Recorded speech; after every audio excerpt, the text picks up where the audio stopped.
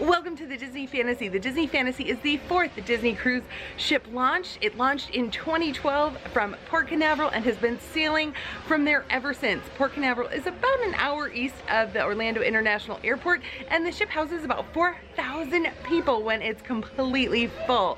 The Disney Fantasy is operating 7-night itineraries right now to the Western or Eastern Caribbean. I think the three things that set the Disney Fantasy apart are the activities, the dining, and the cabins, and in today's episode we're going to go in depth to all three. I was really impressed with the activities on board, both the activities just available on the deck as well as the scheduled activities. You can see the scheduled activities in the app, the Disney Cruise app. You'll be able to access them once you're able to sign into the Disney Guest Wi-Fi. There's no charge. You just sign into the Disney Guest Wi-Fi and then your options will come up. As you can see, there's a ton of character greetings. You can also see movies on board. The Buena Vista Theater is a movie theater showing first-run Disney movies. And if there's a premiere while you're on board, like Pinocchio live action premiered on Disney Plus while we were there, they'll show it in the theater. It is Disney after all. They want to make sure you see all their movies. Then another neat thing you can do is click the heart if you want to favorite an activity so you remember it, or you can filter the activities by age or interest so you don't miss a thing. I loved all the pools and the sports and the recreation deck. In particular, I really like the mini golf course. I think this is one of the best mini golf courses at sea. Then there's different splash areas for different ages. So this is for the little ones. This is the only spot on board where kids can be in a swim diaper. And then it goes all the way up to the most adventurous, which is the Aqueduct water coaster. Now this is Aqua Lab. So this is going to be for like your 3 to 9 year olds. So they graduate from the Finding Nemo splash pad and end up here.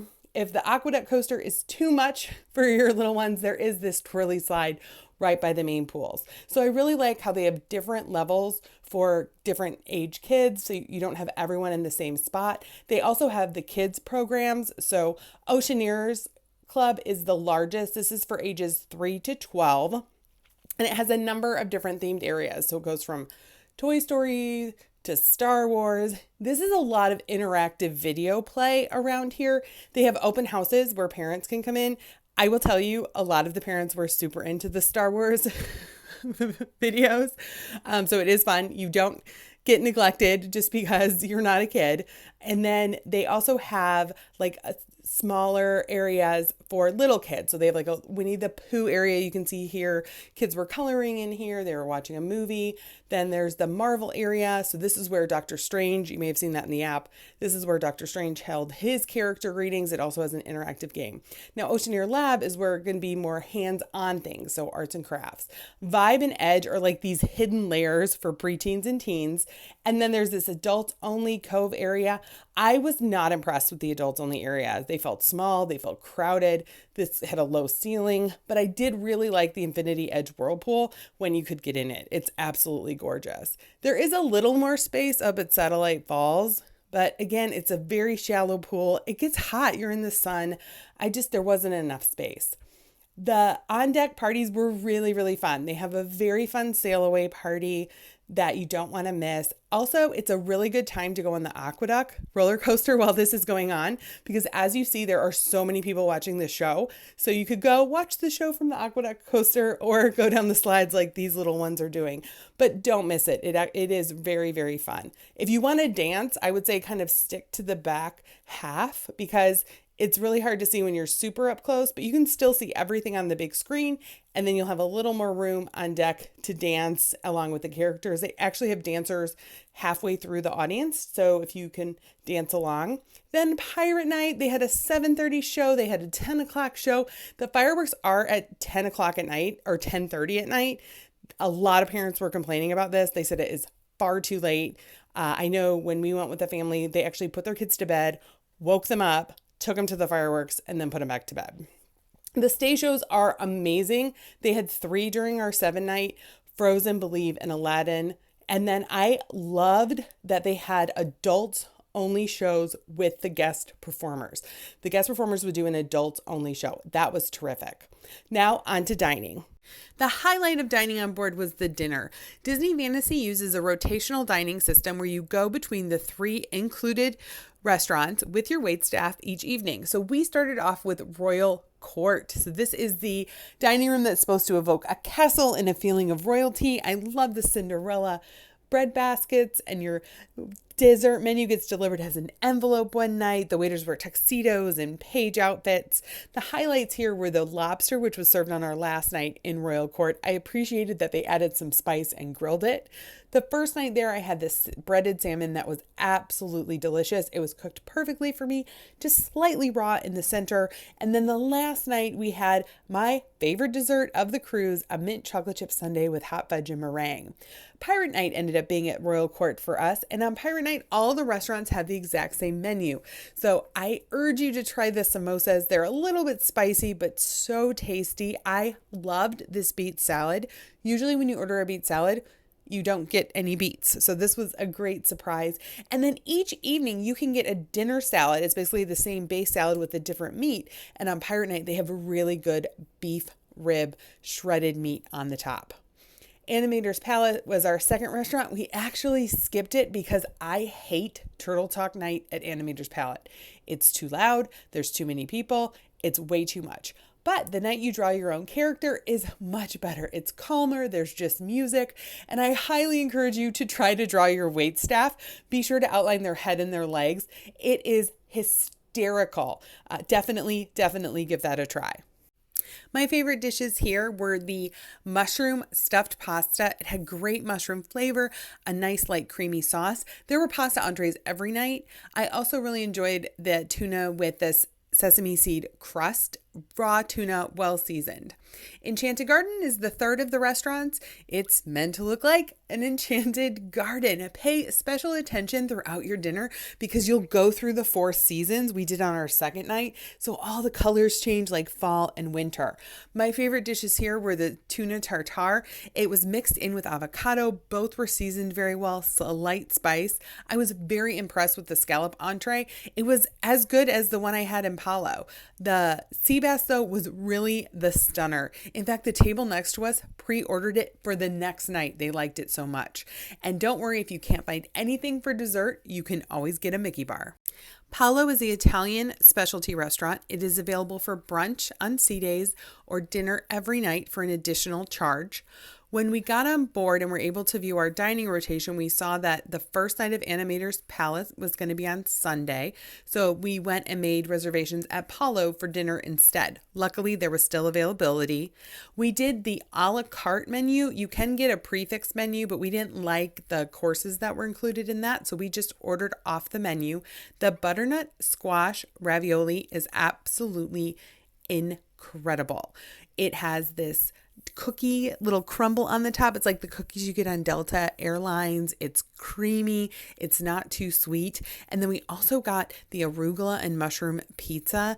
It was so flavorful. The crust was pillowy, just the right amount of salt in the crust. And you had that peppery arugula with the silky, meaty mushrooms. Absolutely delicious. We also got the scallops. The scallops were cooked perfectly in the center, though I would have liked a little more caramelization on the top or at the bottom. The risotto was a little bit dense for my taste. I like it a little bit creamier. The ossobuco was done so well. It almost bordered on salty, which I like. I think some people might have found it just a touch salty, but I liked it. It was super tender. You could cut it with a fork. And again, the risotto underneath was just a little bit dense, but overall it was a terrific meal and well worth the extra price. Remy's is the other specialty restaurant. It's French. It also offers brunch on sea days, dinner every night of the cruise, or a special dessert tasting. It has a set menu for brunch, and then for dinner you can choose from the American or the French set menus or order a la carte. The brunch was terrific. I'm not going to show you any food because you're not going to get the same dishes when you sail. That's the beauty of it. They switch the menu all the time based on what are the best ingredients they're getting. The brunch also has very fun champagne tastings from a $33 per person one with 3, or you can do a very extravagant one for $140 per person that includes Dom Perignon. And the last best thing I want to cover before I go into my ratings out of 10 is the family cabins. Disney does a great job with cabins for 5 people. You get 4 beds for 5 people. You have this queen bed that is one queen bed. It cannot separate into 2 twins. And then you have a sofa bed. Above it, you'll find a pull-down bunk and then the Murphy bed in the corner with a curtain that cordons off the 3 beds. You have lots of storage. You have 3 drawers where that suitcase is, 3 more drawers here, a cabinet, and then both sides have a cabinet and shelves. Disney has a split bathroom design, so you can have people showering while other people are using the bathroom. One side has a sink, and then with 4 shelves, so plenty of room, everybody can have their own bathroom shelf, a handheld shower, a rainforest head shower, and then a small bathtub with a little seat. So if you don't want to kneel on the floor, you could kind of climb in and sit down in that little cove there. Then on the other door, through the other side, you're going to find the toilet and another sink with 2 more shelves. So again, plenty of storage in the bathroom for all 5 people. Closet storage, you have the ladder that goes up to that bunk that comes from the ceiling, long storage, and then you have your life jackets, and then short storage for adult shirts or kids' clothes and dresses. The balcony lock is very high up, and then you just have a small balcony. About 2 or 3 people could fit out there. Dun, dun, dun, dun. Here we go. The final review out of 10. Cabin, 9.5 out of 10. Fantastic cabin. Lots of storage, lots of space. Love that you have 4 beds for 5 people. The split bath is great. It was funny though, as we went kind of from one to another getting ready in the morning. The 0.5 deduction is for the balcony furniture. It was starting to get frayed and the one chair was kind of unraveling. Condition of the ship, 9 out of 10. It's clean. They keep it in great shape. The carpets are a little bit faded throughout the ship as you kind of walk around to the different elevator lobbies. That's the only 1 point deduction. It is a 10-year-old ship, but it is in tremendous shape. Casual dining. So here's where things took a turn. I didn't talk about it a lot in the regular dining because frankly, I didn't have a lot of nice things to say. We really struggled with breakfast and lunch. Now, I will say we were trying to eat at the buffet and the quick service. The ship does have a la carte breakfast, sit down breakfast, or a la carte lunch. And I was really impressed that they had a la carte lunch even on port days. So that is terrific. I just don't like spending that much time in the dining room. So we were looking for a quicker breakfast or lunch. And the buffet felt very repetitive. It was not very innovative. One of the things I personally really look forward to going on cruises is trying different cultures' cuisines on the buffet. I like finding Filipino food or Indian food there. They did have one small little section where they would have a different Asian noodle dish every day, but there's just a lot of things that were repeated throughout the buffet and it just didn't wow us. Now, it did have some cool features like the peel and eat shrimp, the crab claws, the carved meats every day. I missed having a salad bar. The salads were all pre-made. And then the quick service where the pizza, the grill, and the salads were, again, same menus most of the day. They did have a daily special. The Philly cheesesteak was very good. But overall, I just was not impressed by the casual dining. Sit down dining though, knocked it out of the park.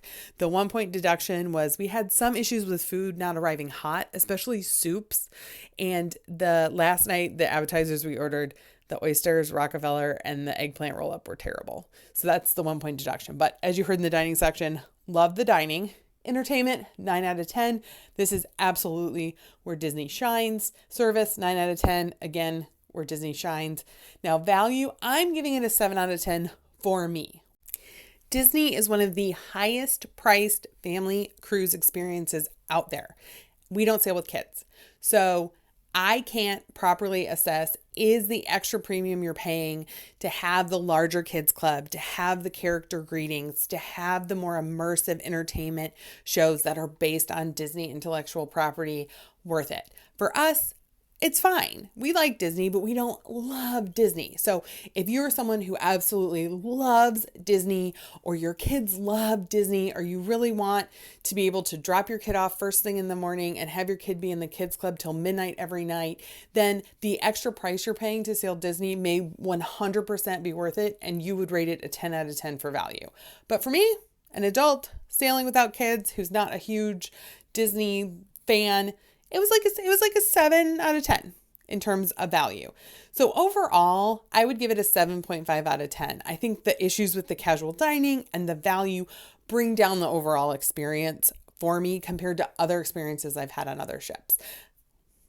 So that is the Disney Fantasy. What did you think? If you want to go more in depth on the Trips with Angie YouTube channel, you will find a ship tour, a cabin tour, and a dining review of all of the dining locations around the ship. See you next time.